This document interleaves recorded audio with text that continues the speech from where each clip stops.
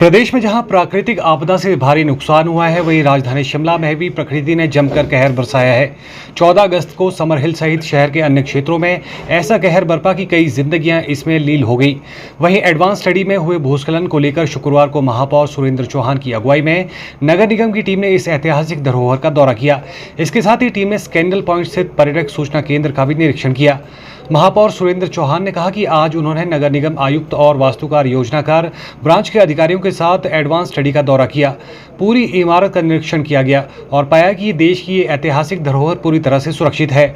इस ऐतिहासिक धरोहर में लगभग 68 करोड़ का कार्य भी चल रहा है। उस स्थान पर जो समस्या है वे कुछ बड़े पेड़ों की है, जिसका वजन डंगे पर पड़ रहा है। उसके लिए संबंधित अधिकारियों को निर्देश दे दिए गए हैं। उन्होंने कहा कि अगर आवश्यकता होगी तो उन पेड़ों को काटा भी जा सकता है। वहीं महापौर सुरेंद्र चौहान ने कहा कि उन्होंने आयुक्त और एपी के साथ पर्यटक सूचना केंद्र के भवन की ऊपरी मंजिल का भी निरीक्षण किया है। उन्होंने कहा कि इस ऊपरी मंजिल से लाइब्रेरी को पहले ही शिफ्ट कर दिया गया है और इस भवन की वही स्थिति है जो 3 महीने पहले थी। महापौर सुरेंद्र चौहान ने कहा कि कोई भी इस तरह की अफवाह न उड़ाई जाए कि जिससे शिमला के गौरव और पर्यटन को नुकसान पहुंचे।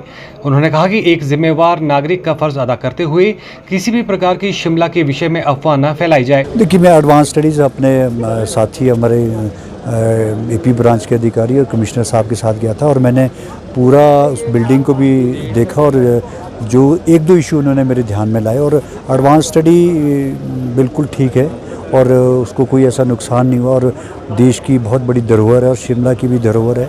और जहाँ तक उन्होंने बल्कि उनका एक एडवांस एक काम चल रहा है, उनका लगभग 68 करोड़ रुपीज़ का उन्होंने टेंडर भी किया, जो उनका रूटीन का एक प्रोसेस होता है। और मैंने 1-2 इशू उन्होंने मेरे ध्यानात लाए हैं, जो कि एक पेड़ का इशू है उनका कि यहाँ पर 1-2 बड़े हैवी पेड़ है जिससे थोड़ा सा डंगे में उसका वेट पड़ रहा है। उसको मैं एसडीएम साहब को मैंने स्पॉट से उनको टेलीफोनिकली उनको बताया भी था और सवेरे वो अपनी टीम भी भेजेंगे। उसकी चाहे लॉपिंग करनी है या उसको रिमूव करना हुआ, मैंने उनके जो सेक्रेटरी हैं और पीएसओ और जो उस बिल्डिंग की देखरेख करते हैं और सीपीडब्ल्यूडी के अधिकारी भी वहाँ पे थे, जो वो उसको रिमूव करने के लिए कहेंगे तो हम रिमूव भी करेंगे और अगर लॉपिंग करनी है तो उसकी लॉपिंग भी करेंगे। बाकी एडवांस स्टडी एक बिल्कुल सुरक्षित उसमें है, इसका किसी भी तरह का उसमें कोई उसको नुकसान नहीं है। और मैं आपके चैनल के माध्यम से भी चाहूँगा कि शिमला के बारे में कोई ऐसी अफवाह ना जाए कि ऐसी अफवाह न उड़े, क्योंकि शिमला को किसी तरह का नुकसान नहीं होना चाहिए। ईश्वर की कृपा से मैं ईश्वर से भी प्रार्थना करता हूँ कि हमारे को इस संकट की घड़ी से उभारे वो, और हर शिमला वासी का एक कर्तव्य है कि जो एक हमारा सोशल मीडिया और इस तरह की अफवाहों ना डाला जाए कि ये कहीं ना कहीं जिसका हमको ही उसका नुकसान हो, क्योंकि ये हर एक शिमला के नागरिक का भी कर्तव्य है और जो एक जिम्मेवारी है हर उस नागरिक की, जो जिस तरह की अफवाहें या कोई मकान गिर रहा है या बिल्डिंग गिर या पेड़ गिर रहा है, इस तरह का अफवाहें नहीं पड़नी चाहिए। खुद हमने देखा अभी आकर के, कमिश्नर भी गए थे हमारे साथ, आर्किटेक्ट प्लानर भी थे।